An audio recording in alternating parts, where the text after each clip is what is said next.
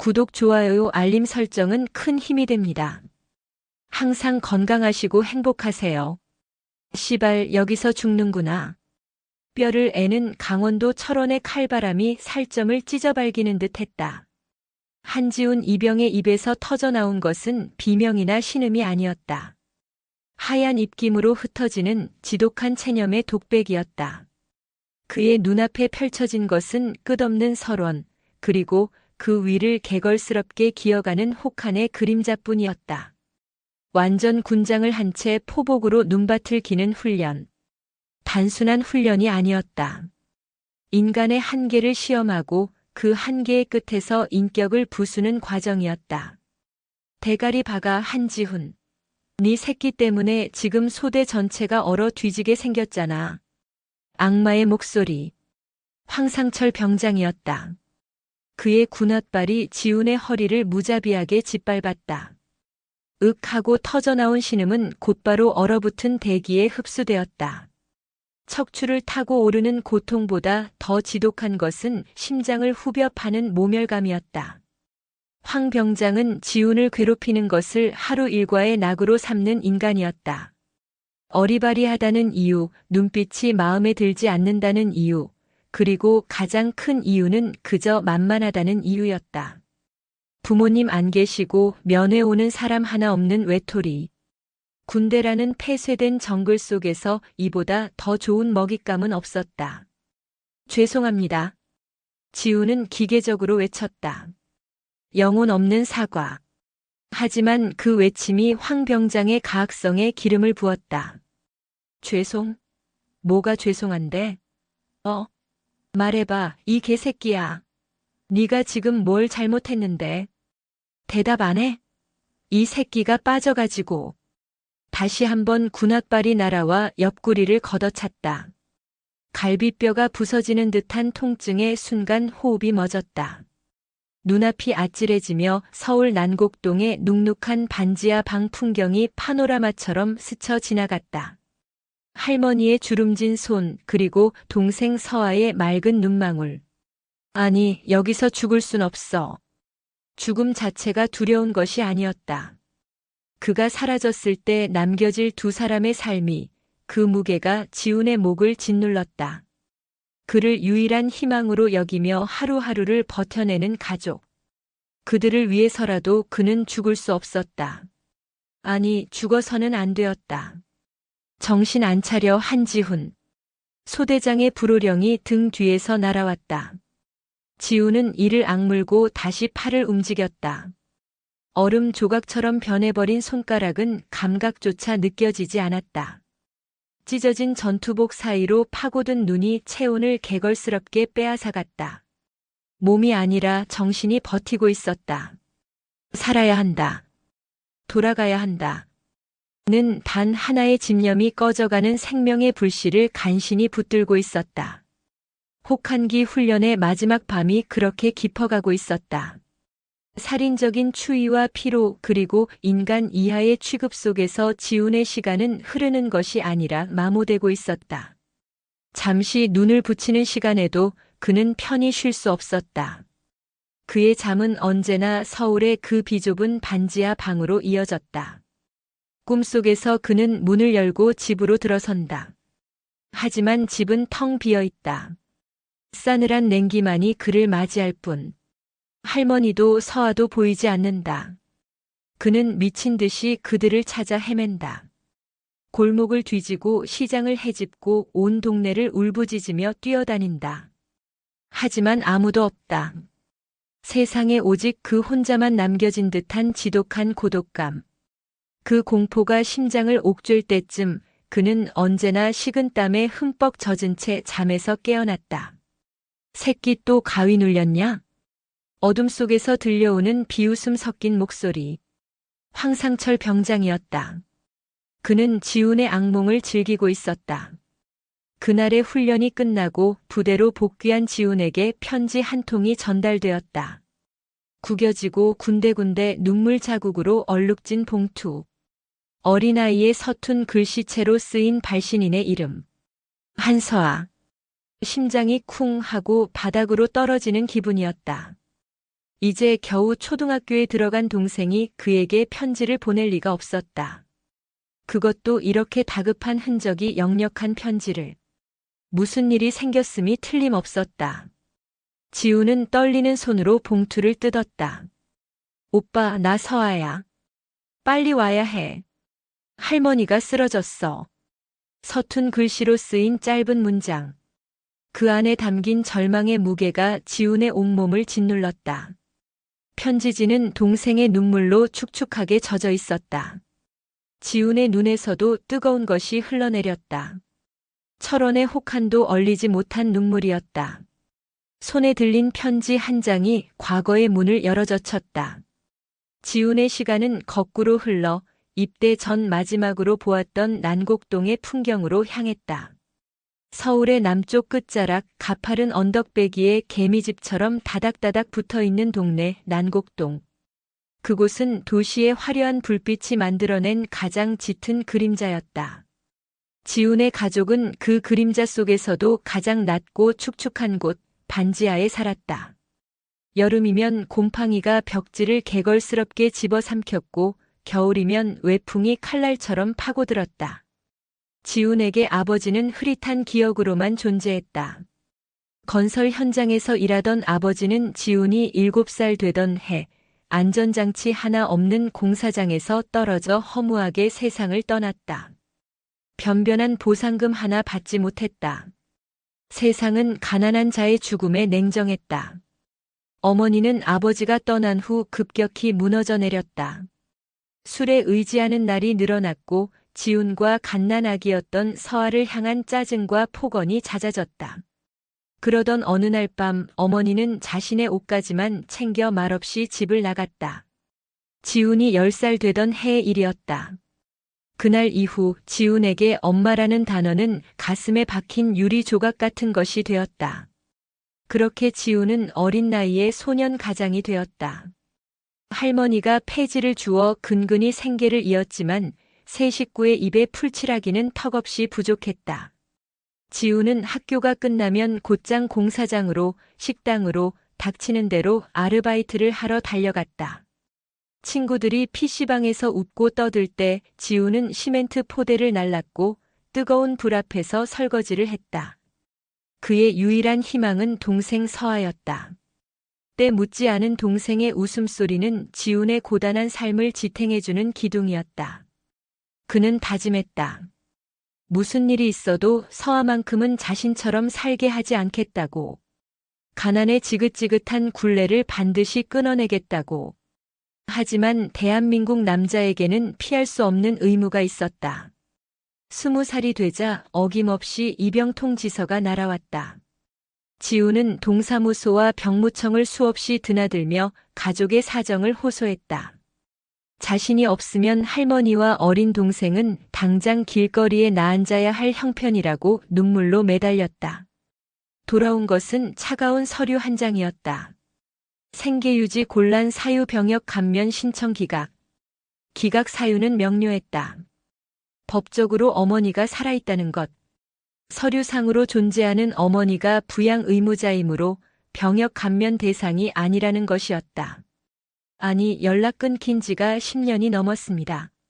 어디 사는지 죽었는지 살았는지도 모른다고요. 지훈은 절규했지만 공무원은 서류만 들여다보며 기계적으로 답할 뿐이었다. 규정상 어쩔 수 없습니다.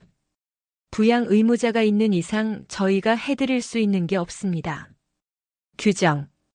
그 차가운 두 글자가 지훈의 마지막 희망을 산산조각 냈다.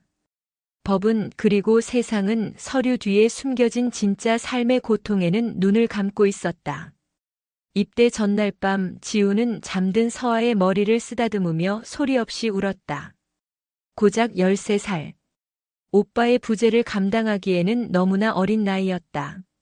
서아야, 오빠 없어도 할머니 말씀 잘 듣고 밥 잘 챙겨 먹고 씩씩하게 있어야 해. 알았지? 오빠 금방 돌아올게. 정말 금방이야. 잠꼬대를 하는 동생의 얼굴을 보며 그는 몇 번이고 다짐했다. 반드시 무슨 일이 있어도 건강하게 돌아와 다시 가족을 지키겠다고. 그렇게 굳은 맹세를 하고 들어온 군대였다. 하지만 군대라는 현실은 그의 상상보다 훨씬 더 잔혹하고 비정했다. 그리고 이제 그가 없는 사이 서울에 남겨진 작은 세계가 무너져 내리고 있었다. 할머니가 쓰러졌어. 서아의 서툰 글씨가 눈앞에서 검게 번졌다. 세상이 무너져 내리는 소리가 들렸다. 지우는 자기도 모르게 자리에서 벌떡 일어났다. 어디가 한지훈. 뒤에서 황상철 병장의 목소리가 날아왔다. 하지만 그 목소리는 더 이상 지훈의 귀에 들리지 않았다. 그의 온 신경은 서울, 난곡동의 반지하 방에 쏠려 있었다. 홀로 남겨졌을 동생과 병상에 누워있을 할머니의 모습이 눈앞을 가득 채웠다. 보고 드릴 말씀 있습니다.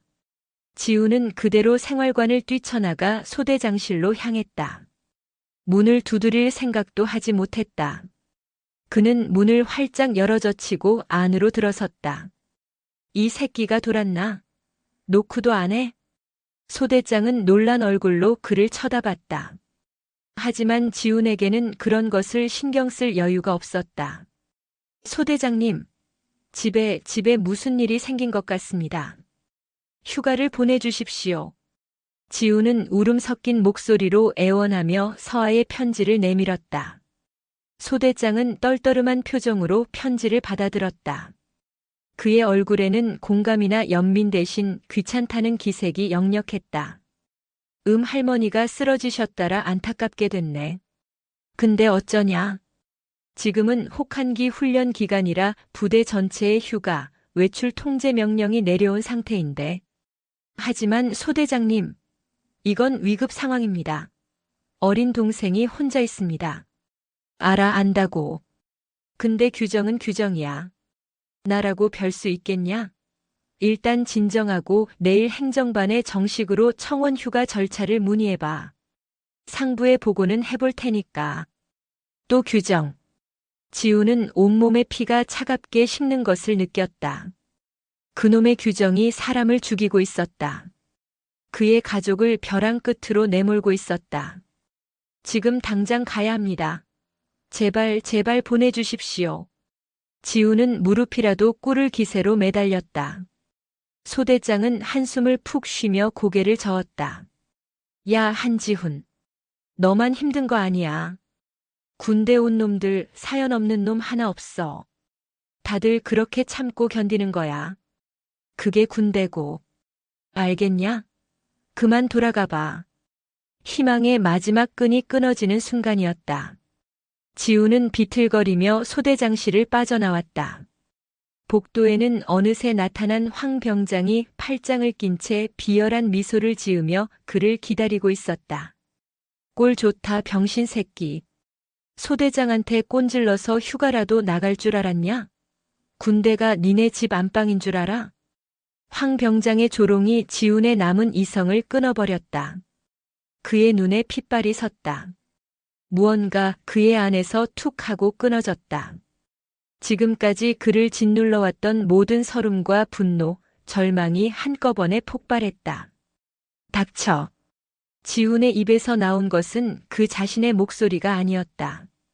지옥의 밑바닥에서 울려 퍼지는 듯한 낮고 위협적인 소리였다. 뭐 이 새끼야? 다 컸네 한지훈. 개기기도 하고. 황 병장이 낄낄거리며 지훈의 멱살을 잡으려는 순간이었다. 펑 마이너스. 둔탁한 소리와 함께 황 병장의 몸이 그대로 뒤로 날아갔다. 지훈의 주먹이 쇠망치처럼 황 병장의 얼굴에 정확히 꽂혔다. 한 번도 누군가를 때려본 적 없는 그저 묵묵히 맞기만 했던 그의 주먹이었다. 코뼈가 부러진 황 병장이 비명을 지르며 바닥에 쓰러졌다. 생활관에서 소란을 듣고 달려나온 다른 병사들이 경악한 얼굴로 그 장면을 쳐다보고 있었다. 지우는 쓰러진 황 병장을 차갑게 내려다보며 다시 한번 주먹을 움켜쥐었다. 그의 머릿속은 이미 하얗게 비어 있었다. 오직 하나의 생각뿐이었다. 가야 한다. 서울로. 무슨 수를 써서라도. 정적. 황상철 병장이 바닥에 쓰러지기까지의 그 찰나 생활관의 모든 소음이 증발했다. 얼어붙은 시간 속에서 들리는 것은 오직 황 병장의 거친 숨소리와 바닥에 떨어진 핏방울이 만들어내는 미세한 소리뿐이었다. 다른 병사들은 숨을 죽였다. 누군가는 공포에, 누군가는 차마 표현할 수 없는 희열에, 또 다른 누군가는 눈앞의 현실을 믿을 수 없다는 듯 멍하니 서 있었다. 한지훈. 부대에서 가장 조용하고 가장 짓밟기 좋은 존재였던 그가 뱀의 머리를 지식여버린 것이다. 하지만 그 정적은 오래가지 않았다. 으악! 이 개새끼가! 코를 부여잡은 황 병장의 비명이 정적을 산산조각 냈다. 그와 동시에 소대장과 부소대장이 헐레벌떡 생활관으로 뛰어들어왔다.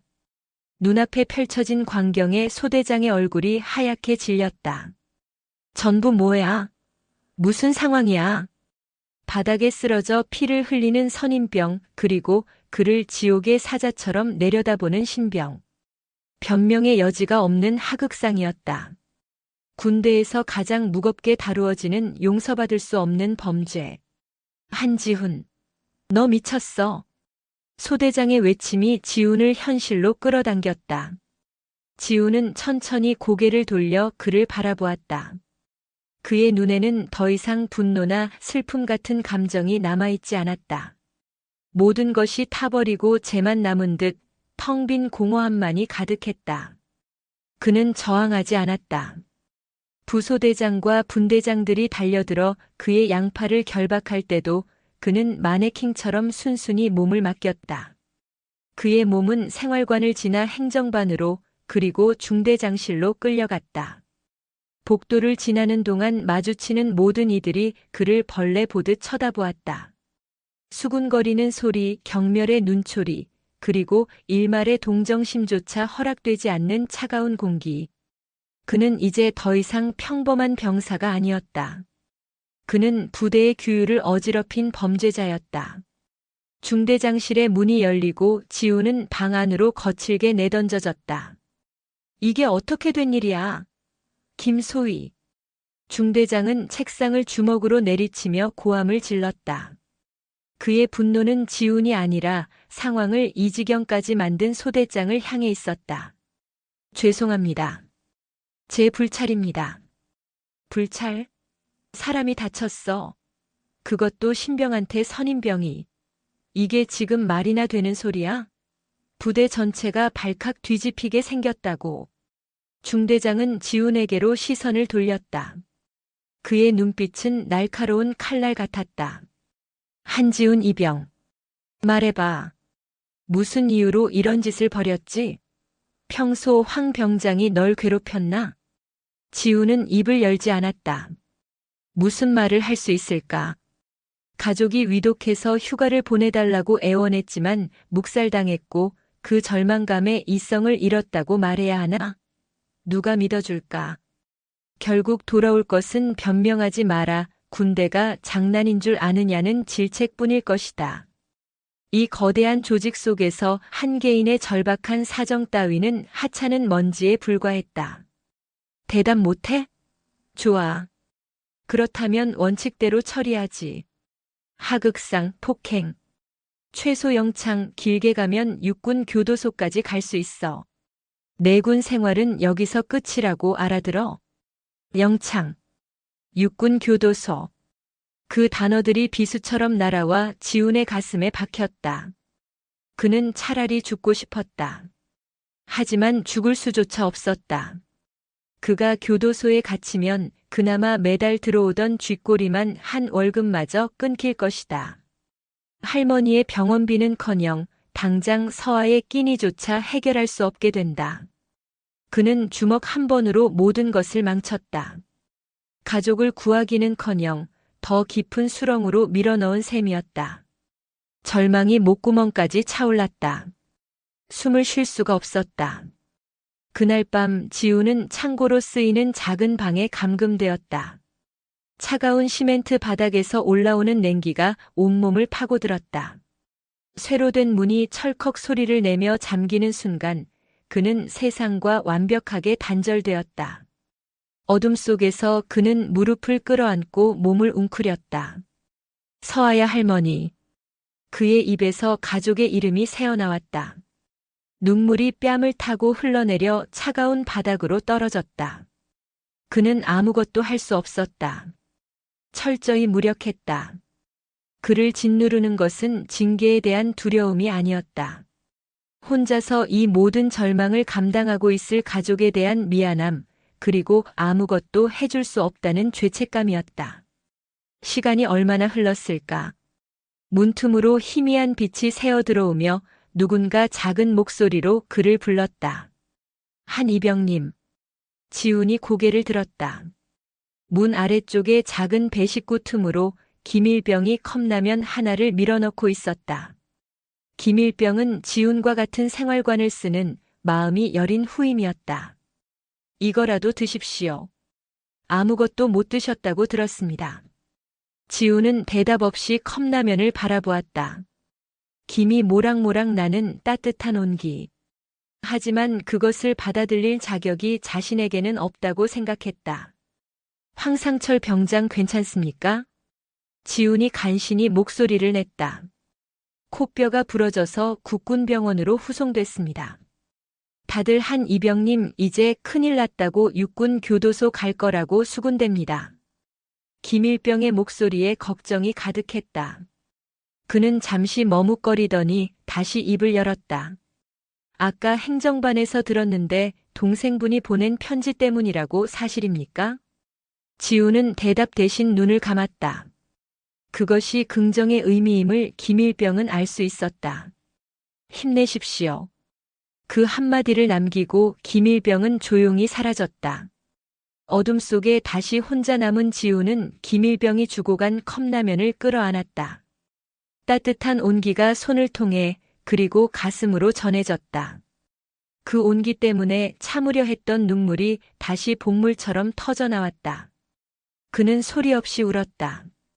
어깨를 들썩이며 어린아이처럼 서럽게 울었다. 규정과 폭력 그리고 무관심으로 가득 찬 이 철옹성 안에서 그가 기댈 수 있는 것은 아무것도 없었다. 그의 하늘은 그렇게 무너져 내리고 있었다. 다음 날 아침 중대장의 결정이 내려졌다. 한지훈 이병 징계위원회 회부 전까지 15일간 영창 처한다. 차가운 쇳소리 같은 선고였다. 지훈은 2명의 헌병에게 이끌려 부대 가장 깊숙하고 어두운 곳으로 향했다. 이제 그는 외부와 완벽하게 차단될 것이다. 편지를 보낼 수도 받을 수도 없었다. 그의 절규는 이제 그 누구에게도 닿을 수 없게 되었다. 오빠의 답장은 오지 않았다. 한서아는 매일 아침 낡은 우편함을 열어보는 것으로 하루를 시작했다. 혹시나 하는 기대로 손을 넣어보지만 손에 잡히는 것은 차가운 철의 감촉과 거미줄 뿐이었다. 벌써 일주일이 넘어가고 있었다. 오빠가 편지를 받았다면, 아니, 받지 못했더라도 무슨 소식이라도 있어야 했다. 하지만 세상은 서아의 기다림에 아무런 대답도 해주지 않았다. 난곡동의 반지하 방은 시간이 멈춘 섬 같았다. 할머니가 병원에 입원한 후 집안의 모든 소리가 사라졌다. 삐걱이는 낡은 라디오 소리도 할머니의 잔기침 소리도 이제는 들리지 않았다. 들리는 것이라고는 벽의 틈새를 파고드는 겨울바람의 울음소리와 자신의 심장 소리뿐이었다. 13살 소녀가 감당하기에 그 침묵의 무게는 너무나 무거웠다. 밤이 되면 공포는 더욱 커졌다. 어둠 속에서 들려오는 정체 모를 소리들에 서아는 이불을 머리끝까지 뒤집어 쓴 채 오빠의 이름만 되뇌었다. 오빠 무서워. 빨리 와. 낮에는 병원으로 향했다. 어린 서아에게는 그 길 또한 하나의 도전이었다. 복잡한 버스 노선을 몇 번이고 확인하고 사람들 틈에 끼어 겨우 할머니가 있는 병원에 도착했다. 병원 특유의 소독약 냄새는 서아의 마음을 더욱 무겁게 짓눌렀다. 할머니. 할머니는 링거를 꽂은 채 힘없이 누워 있었다. 서아를 발견한 할머니의 얼굴에 잠시 화색이 돌았지만 그마저도 금세 걱정으로 뒤덮였다. 우리 강아지 혼자 어떻게 왔어? 밥은 먹었고? 응. 나 밥 잘 챙겨 먹어. 걱정 마. 서아는 거짓말을 했다. 며칠째 제대로 된 밥을 먹지 못했다. 오빠가 보내준 돈은 할머니의 병원비 중간 정산으로 이미 다 써버렸다. 남은 돈으로는 하루 한 끼 삼각김밥으로 버티는 것이 전부였다. 오빠는 편지 받았을까? 할머니의 물음에 서아의 심장이 쿵 내려앉았다. 차마 답장이 오지 않는다는 말을 할 수가 없었다. 할머니가 걱정할 것이 뻔했다. 군데는 편지가 좀 늦나 봐. 곧 올 거야. 또다시 거짓말. 서아는 자신의 거짓말이 늘어갈수록 마음속의 불안감도 눈덩이처럼 불어나는 것을 느꼈다. 이대로는 안 되었다. 기다리기만 해서는 아무것도 해결되지 않았다. 오빠는 어쩌면 편지를 받지 못했을지도 모른다. 아니면 무슨 일이 생겨서 답장을 할 수 없는 상황일지도 모른다. 그날 밤 서아는 낡은 책상 서랍 깊숙한 곳에서 오빠의 입영 통지서를 꺼내 들었다. 그곳에는 오빠가 있는 부대의 주소가 적혀 있었다. 강원도 철원군. 서아는 한 번도 가본 적 없는, 이름만 들어도 추울 것 같은 낯선 지명이었다. 서아는 방 한구석에 놓인 낡은 돼지 저금통을 망설임 없이 바닥에 내리쳤다. 쨍그랑 소리와 함께 그동안 모아온 동전과 꼬깃꼬깃한 지폐 몇 장이 쏟아져 나왔다. 오빠가 아르바이트를 하고 돌아올 때마다 우리 서아 깎아 사 먹어라며 넣어주었던 돈이었다. 그 돈을 세어보는 서아의 눈에서 눈물이 뚝뚝 떨어졌다. 오빠 미안해. 이거 먼저 쓸게. 나 오빠한테 가야겠어. 결심이 섰다. 기다릴 수 없다면 직접 찾아가는 수밖에. 무모한 생각이라는 것을 알았다. 하지만 서아에게는 다른 선택지가 없었다. 다음 날 새벽 서아는 작은 책가방에 갈아입을 옷 한 벌과 저금통을 깨서 나온 돈 전부 그리고 빛바랜 가족사진 한 장을 챙겨 넣었다. 할머니에게는 오늘은 학교에서 캠프 가서 병원에 못 와요라는 짧은 편지를 남겼다. 또 하나의 거짓말이었다. 차가운 새벽 공기를 가르며 서아는 집을 나섰다. 가로등 불빛이 희미하게 비추는 골목길은 유난히 어둡고 길었다. 뒤를 돌아보자 자신이 살던 반지하 방의 작은 창문이 보였다. 마치 슬픈 눈처럼 어둠 속에서 자신을 배웅하고 있는 것 같았다. 서아는 이를 악물고 돌아섰다. 더 이상 울지 않기로 다짐했다. 이제 자신이 오빠를 그리고 할머니를 지켜야 했다. 13살 소녀는 그렇게 어른들의 세상 속으로 예측할 수 없는 위험이 도사리는 낯선 길 위로 제 발로 걸어 들어가고 있었다. 오빠를 만나야 한다는 단 하나의 목표를 향해서. 서울에서 철원까지의 길은 13살 소녀가 혼자 가기에 너무나 멀고 험했다. 동서울 터미널에 도착한 서아는 거대한 건물과 수많은 인파에 압도당했다. 어디로 가야 할지, 어떤 표를 사야 할지 모든 것이 막막했다. 매표소 창구 앞에서 한참을 망설이던 서아는 용기를 내어 창구 직원에게 물었다. 저 철원 가는 거 얼마예요? 돌아온 대답에 서아의 심장이 쿵 내려앉았다. 왕복 차비를 계산하니 가지고 있는 돈으로는 턱없이 부족했다. 편도로 가는 표를 끊고 나면 수중에 남는 돈은 고작 몇천 원뿐이었다. 돌아올 방법은 생각하지 않기로 했다. 일단 오빠를 만나기만 하면 어떻게든 될 것이라고 막연히 믿었다. 철원 신술이 가는 걸로 한 장 주세요. 작은 손으로 소중하게 표를 받아든 서아는 버스에 올라 창가에 자리를 잡았다. 버스가 서울의 익숙한 풍경을 뒤로하고 고속도로에 들어서자 그제야 덜컥 겁이 났다. 정말 잘하는 짓일까? 오빠를 만나지 못하면 어떡하지? 혼자 남겨지면 어떡하지? 불안한 생각들이 꼬리에 꼬리를 물었다. 서아는 품속에 넣어둔 가족 사진을 꺼내 꼭 쥐었다. 사진 속에서 환하게 웃고 있는 오빠의 얼굴이 괜찮다고 말해주는 것 같았다. 버스는 몇 시간을 달려 낯선 풍경 속으로 서아를 데려다 놓았다. 창밖의 풍경은 서울과 완전히 달랐다. 높은 건물 대신 끝없이 펼쳐진 논과 밭, 그리고 병풍처럼 둘러싸인 황량한 산들. 군인 아저씨들이 서울보다 훨씬 더 많이 보였다.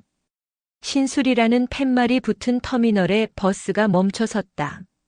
서아는 버스에서 내리자마자 온몸을 파고드는 강원도의 날카로운 바람에 몸을 움츠렸다. 서울보다 훨씬 더 추웠다. 문제는 여기서부터였다. 오빠의 부대가 정확히 어디에 있는지 알 길이 없었다. 입영 통지서에 적힌 주소는 철원군 서면 자등리 사서함 5호였다. 서아는 지나가는 사람을 붙잡고 물어보기로 했다.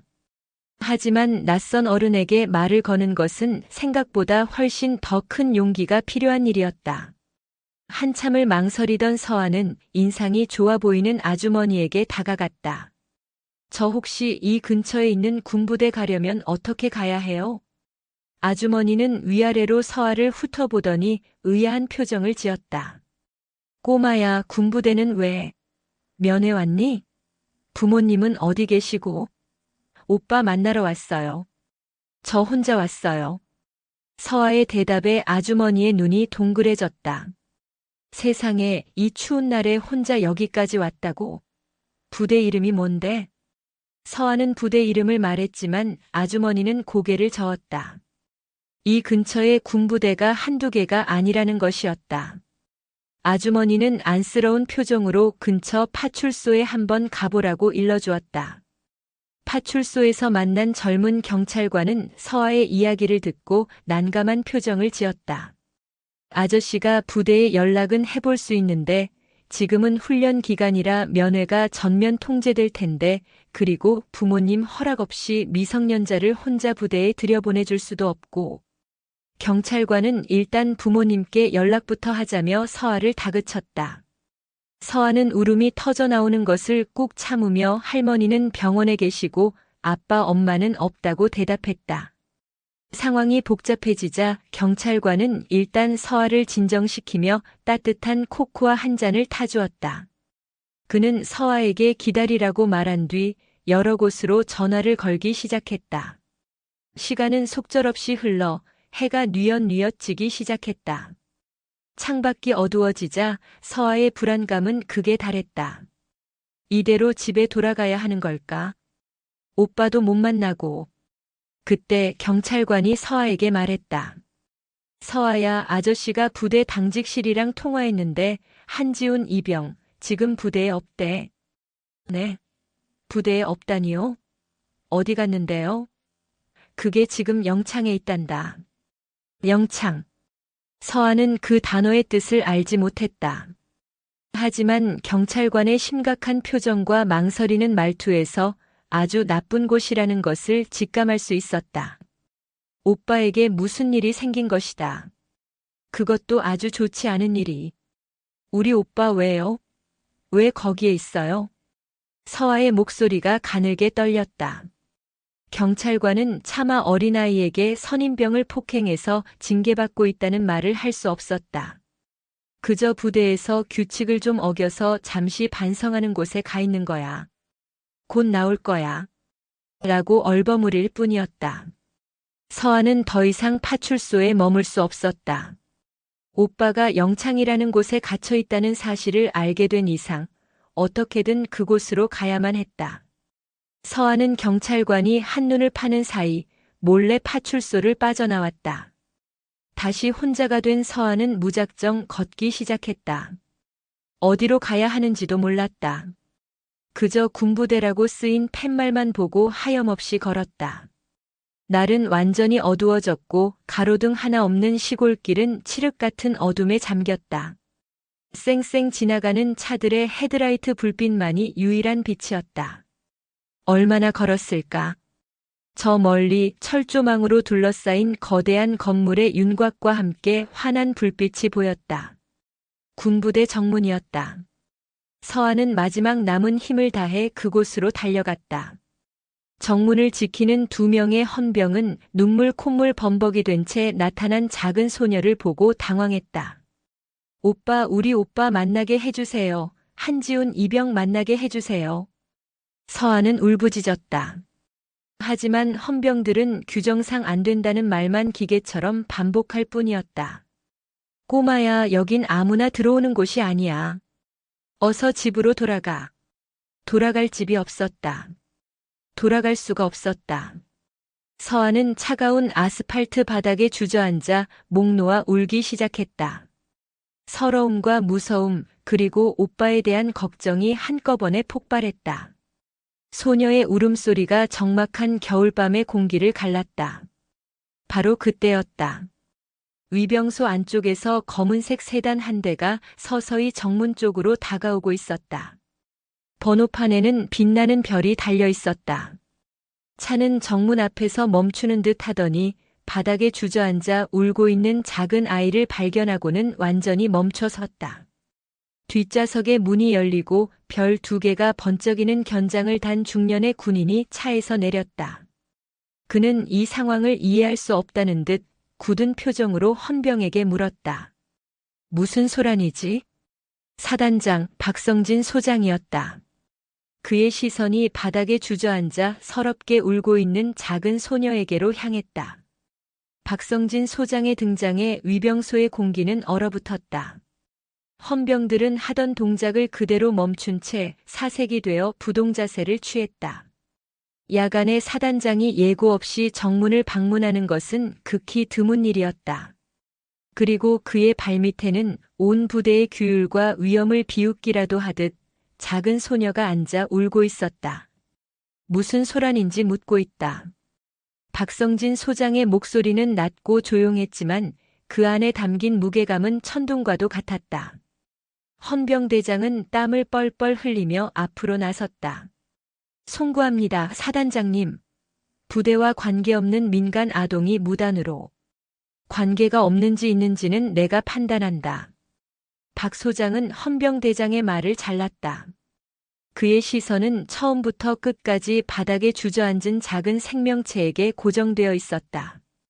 추위에 파랗게 질린 입술, 눈물과 콧물로 엉망이 된 얼굴, 그리고 모든 것을 포기한 듯 공허한 눈동자. 박 소장의 미간이 깊게 패였다. 그의 슬하에도 서아 또래의 손녀가 있었다.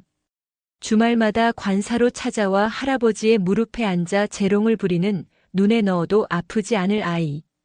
눈앞의 소녀가 그 손녀와 겹쳐 보이는 순간 그의 마음속에서 딱딱한 무언가가 금이 가기 시작했다. 그는 천천히 몸을 낮춰 소녀와 눈높이를 맞췄다. 그의 갑작스러운 행동에 부관과 헌병들이 당황했지만 누구도 감히 그를 막아서지 못했다. 얘야. 장군의 목소리는 의외로 따뜻했다. 서아는 울음을 그치고 고개를 들었다.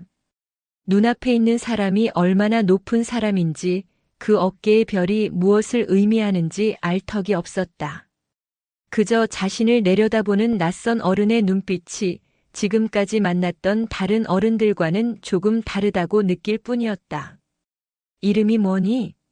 이 밤중에 여기서 혼자 뭘 하고 있는 게야? 한서아예요. 서아는 겨우 목소리를 쥐어짰다. 오빠, 우리 오빠 만나러 왔어요.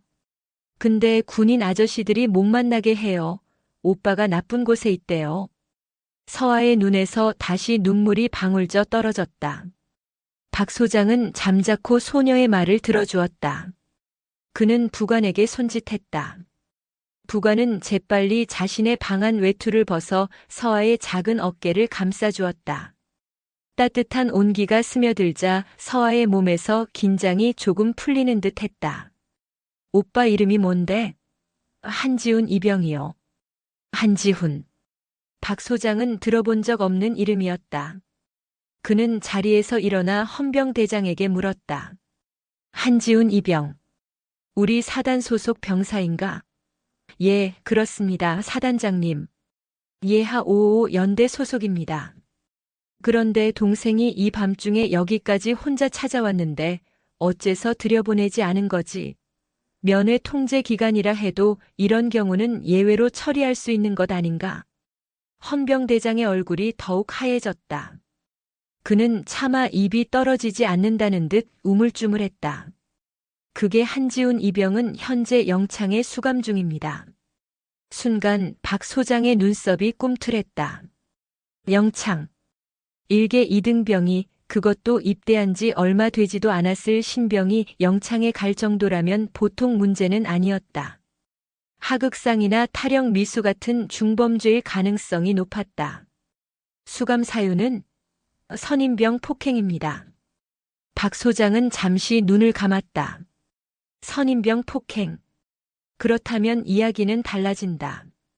동생의 사정이 아무리 딱하다 해도 군의 기강을 무너뜨린 병사를 무턱대고 두둔할 수는 없는 노릇이었다. 규율과 원칙. 그것은 군대라는 조직을 지탱하는 뼈대였다. 하지만 그의 시선이 다시 서아에게로 향했다. 품에 꼭 안고 있는 모서리가 다 달아빠진 낡은 사진 한 장. 그리고 그 작은 손. 무언가 잘못되었다는 직감이 그의 머리를 스쳤다. 폭력을 휘두르는 문제 병사의 동생이라고 하기엔 저 아이의 눈은 너무나도 절박하고 투명했다. 일단 아이를 따뜻한 곳으로 옮겨라. 내 집무실로 데려와. 그리고 자네는 즉시 해당 연대장에게 연락해서 한지훈 이병에 관련된 모든 서류, 징계위원회 회부 기록, 그리고 이 아이의 가족관계 서류까지 전부 30분 내로 내 책상 위로 가져오도록 해. 토시 하나 빼놓지 말고. 예, 알겠습니다. 명령은 번개처럼 떨어졌다. 박 소장은 더 이상 아무 말 없이 돌아서서 자신의 차에 올랐다. 얼떨떨한 표정의 서하는 부관의 손에 이끌려 조금 전까지만 해도 철옹성처럼 느껴졌던 부대 안으로 들어섰다. 사단장 집무실은 서하가 평생 보아온 그 어떤 방보다도 넓고 아늑했다. 부관은 서하에게 따뜻한 코코아 한 잔을 타주고는 조용히 밖으로 나갔다. 난생 처음 와보는 낯선 공간, 그리고 알 수 없는 상황의 연속에 서하는 불안했지만 손에 들린 컵의 온기만큼은 진짜였다. 얼마 지나지 않아 집무실 문이 열리고 박성진 소장이 들어왔다. 그의 손에는 서류 뭉치가 들려 있었다.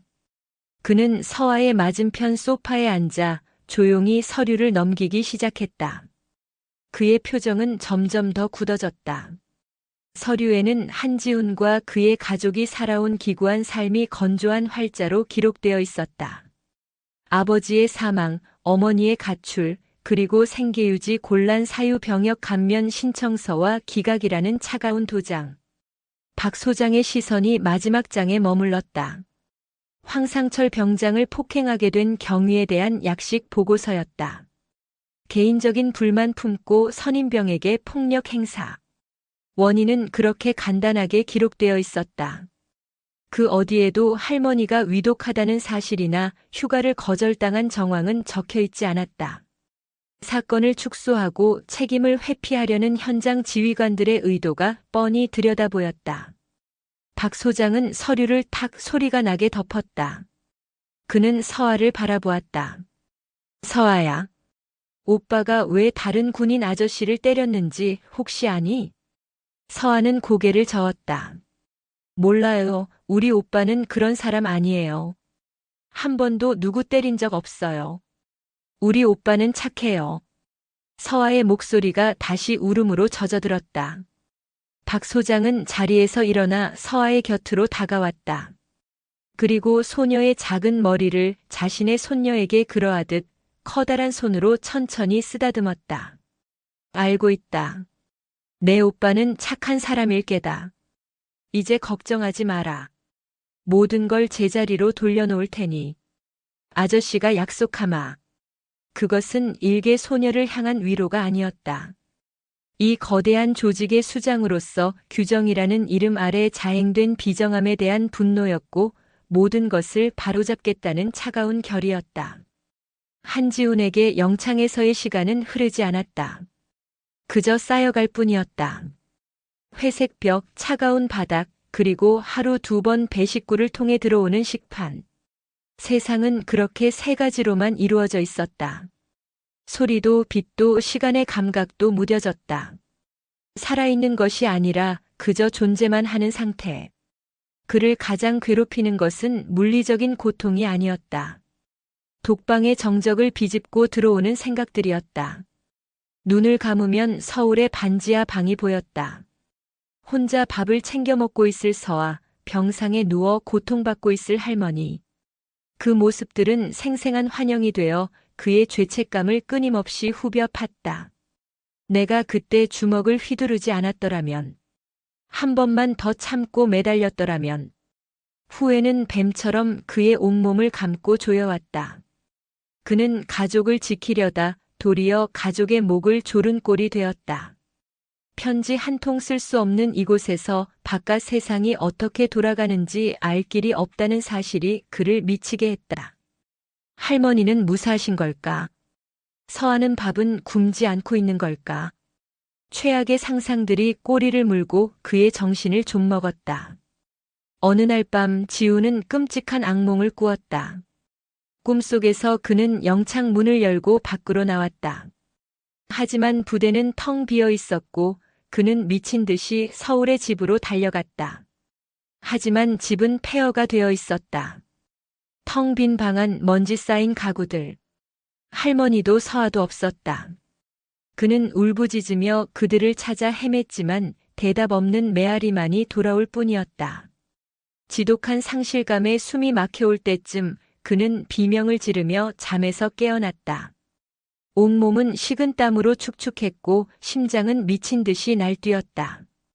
그날 이후 지우는 잠드는 것을 두려워하게 되었다. 뜬 눈으로 밤을 지새우는 날들이 반복되면서 그의 눈빛은 점점 더 생기를 잃어갔다. 그러던 어느 날이었다. 여느 때처럼 벽에 등을 기댄 채 멍하니 앉아 있는데 밖에서 육중한 쇠문이 열리는 소리가 들렸다. 그리고 간수의 목소리가 복도를 울렸다. 징계번호 73번 한지훈. 나와라. 드디어 올 것이 왔다고 생각했다. 정식 징계위원회에 회부되어 육군 교도소로 이송될 차례인 것이다. 지우는 모든 것을 체념한 채 자리에서 일어났다. 그는 아무런 저항 없이 간수가 내미는 수갑에 순순히 손을 맡겼다. 그런데 이상했다. 그가 끌려가는 방향이 징계위원회가 열리는 곳이 아니었다. 간수는 아무 말 없이 그를 데리고 영창 건물을 빠져나와 한참을 걸어 사단 본부 건물로 향했다. 눈부신 햇살에 오랫동안 어둠에 익숙해져 있던 눈이 따끔거렸다. 왜 이곳으로? 지훈의 머릿속은 혼란으로 가득 찼다. 사단 본부는 그 같은 일개 이병이 발을 들릴 수 있는 곳이 아니었다. 불안한 예감이 그의 등줄기를 타고 흘렀다. 그는 건물의 가장 깊숙한 곳, 가장 위압적인 문 앞에 멈춰 섰다. 사단장실. 명패를 확인한 순간 지훈의 심장이 멎는 듯 했다. 사단장. 안 좋은 쪽으로 일이 커져도 너무 커져버렸다. 사단장에게 직접 불려갈 정도라면 자신의 군 생활은 물론이고 앞으로의 인생까지 끝장났다고 봐야 했다. 간수가 문을 두드렸고 안에서 들어오게 하는 중후한 목소리가 들려왔다. 문이 열리고 지우는 고개를 숙인 채 방 안으로 들어섰다. 그는 차마 고개를 들 수가 없었다. 바닥만 쳐다보며 자신의 운명을 결정지을 처분을 기다렸다. 한지훈 이병인가? 지엄한 목소리가 그의 머리 위에서 울렸다. 지훈은 입술을 깨물며 간신히 대답했다. 이병 한지훈. 고개 들어라. 명령이었다. 지훈은 망설이다 천천히 고개를 들었다. 그리고 그의 눈에 들어온 광경. 그는 자신의 눈을 의심했다.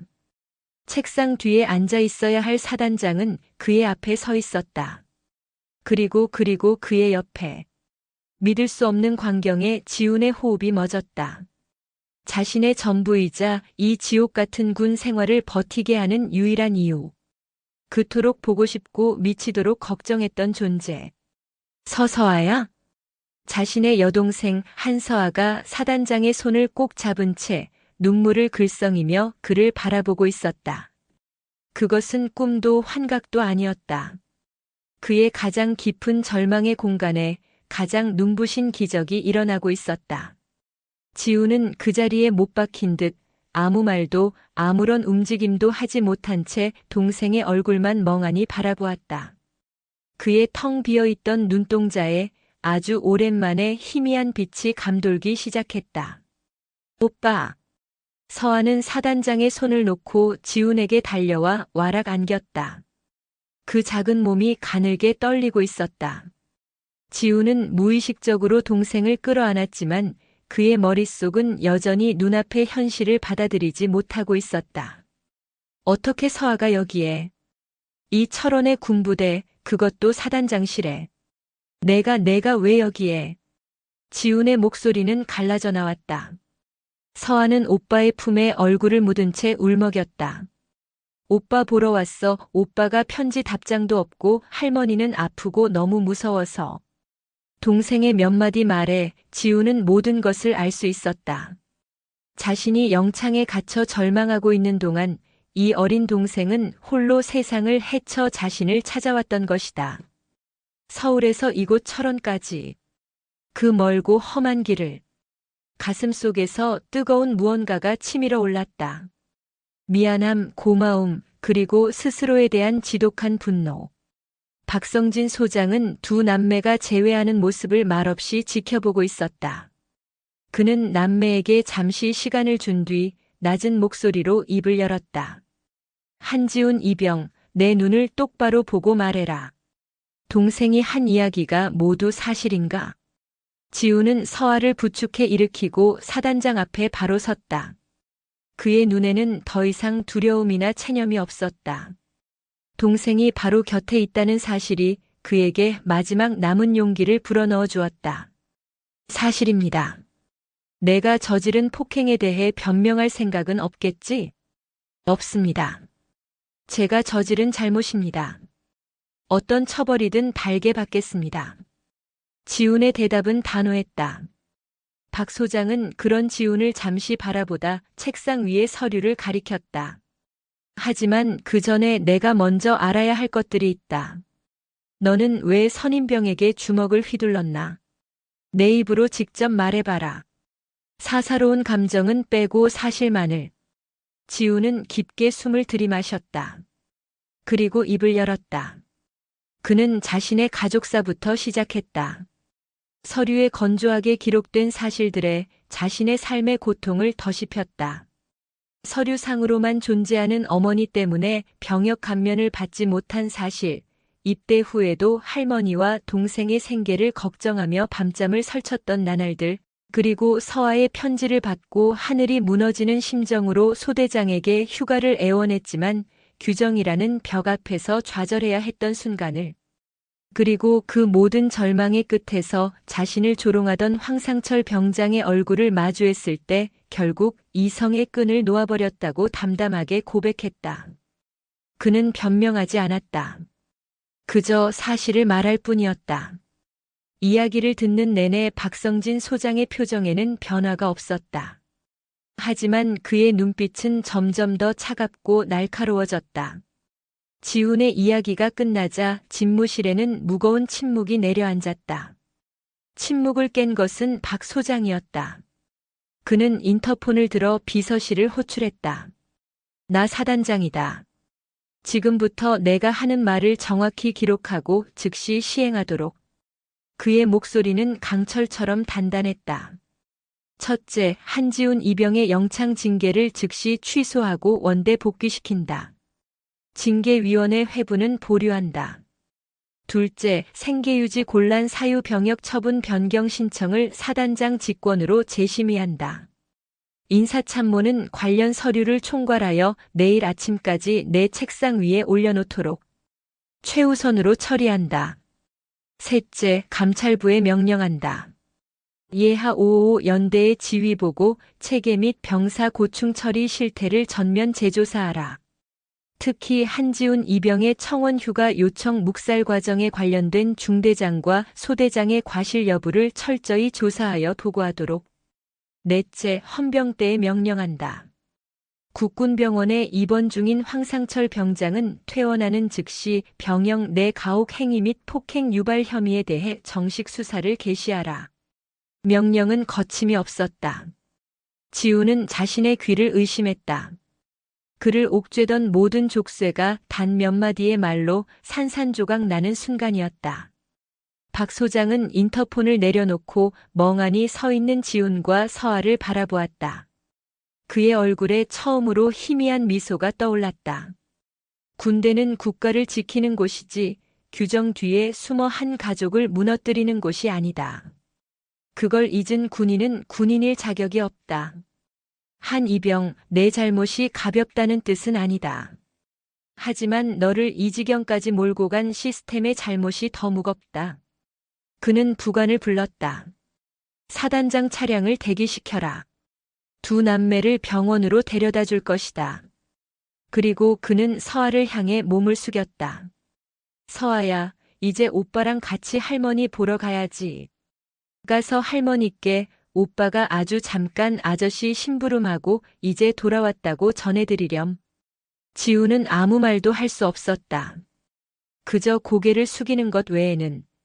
그의 어깨를 짓누르던 절망의 무게가 사라지고 그 자리에 감당하기 힘든 뜨거운 감사가 차올랐다. 사단장의 별은 그저 권위를 상징하는 장식이 아니었다. 그것은 한 사람의 인생을 그리고 무너져가던 한 가족의 운명을 구할 수 있는 실로 무거운 책임의 무게였다. 지훈과 서아는 부관의 안내를 받아 집무실을 나왔다. 두 아이는 서로의 손을 꼭 잡고 있었다. 어둡고 긴 터널의 끝에서 마침내 한 줄기 빛을 발견한 참이었다. 사단장의 검은 세단은 밤의 고속도로를 소리 없이 미끄러졌다. 철원의 살을 애는 듯한 겨울 공기는 두꺼운 차창 너머의 풍경이 되었고 실내의 은은한 히터 바람은 지훈과 서아의 얼어붙었던 몸과 마음을 부드럽게 녹여주었다. 지훈은 옆자리에 앉아 자신의 어깨에 기댄 채 곤히 잠든 서아를 내려다보았다. 며칠간 제대로 먹지도 자지도 못했을 동생의 얼굴은 반쪽이 되어 있었지만 그 표정만큼은 아주 오랜만에 평온해 보였다. 지훈은 동생의 머리를 감싸 안으며 차창 밖으로 시선을 돌렸다. 스쳐 지나가는 불빛들이 비현실적인 잔상을 남겼다. 불과 몇 시간 전까지만 해도 그는 영창의 차가운 시멘트 바닥에서 모든 희망을 포기한 채 앉아 있었다. 그런데 지금 그는 동생과 함께 가족이 있는 서울로 돌아가고 있었다.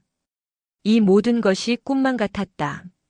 지옥의 밑바닥에서 천국으로 단숨에 건너온 듯한 이 감각을 그는 어떻게 받아들여야 할지 알 수 없었다. 그의 머릿속에 박성진 소장의 얼굴이 떠올랐다.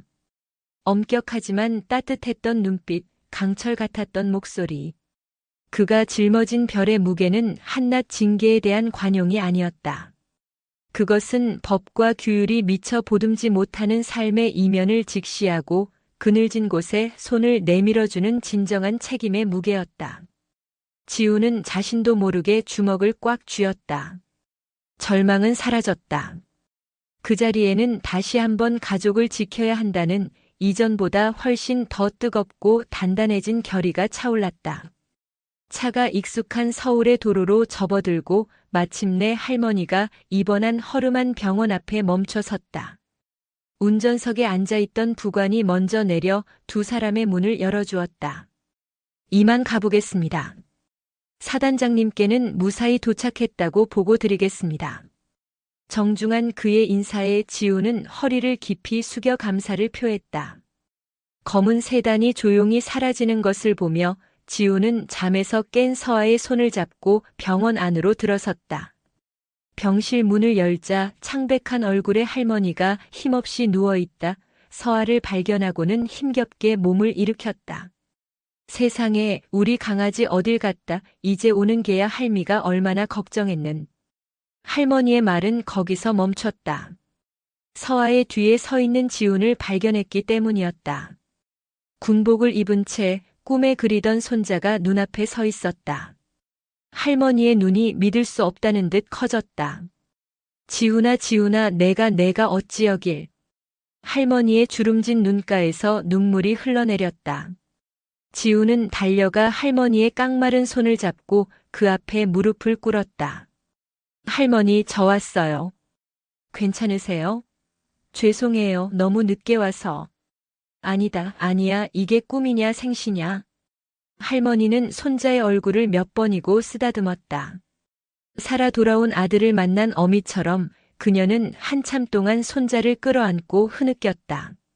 서아까지 할머니의 품에 안겨들면서 병실은 세 식구의 눈물과 온기로 가득 찼다. 지우는 차마 자신이 겪었던 끔찍한 일들에 대해서는 말하지 않았다. 그저 사단장이 일러준 대로 부대의 아주 높은 분의 중요한 심부름 때문에 잠시 외출을 허락받았다고 둘러댔다. 그것은 할머니를 위한 하얀 거짓말이었다. 무너졌던 가족이 비로소 다시 하나가 되는 순간이었다. 기적은 거기서 끝나지 않았다. 그로부터 며칠 후 지우는 정식으로 며칠간의 청원 휴가를 명받았다.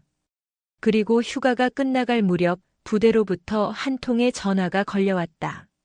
사단장 직권으로 재심이 된 그의 병역 처분 변경 신청이 가결되었다는 통보였다. 그는 더 이상 철원으로 돌아가지 않아도 되었다. 그의 병역은 집에서 출퇴근하며 복무하는 상근 예비역으로 전환되었다. 그 소식을 들은 날 세 식구는 부둥켜 안고 한참을 울었다. 기쁨의 눈물이었다.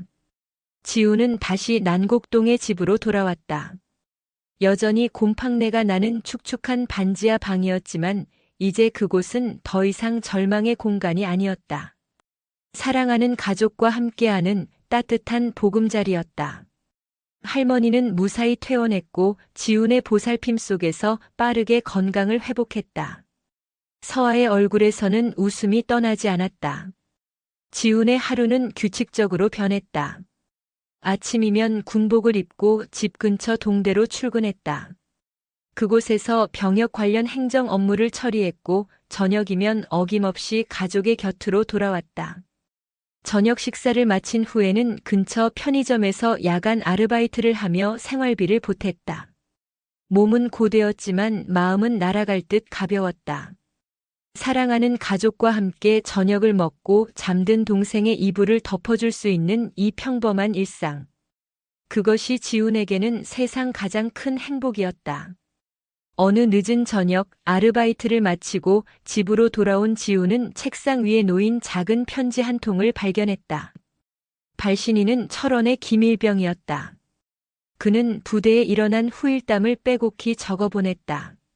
황상철 병장은 가혹 행위로 중징계를 받았고 소대장과 중대장은 모두 문책성 전출을 당했다는 소식.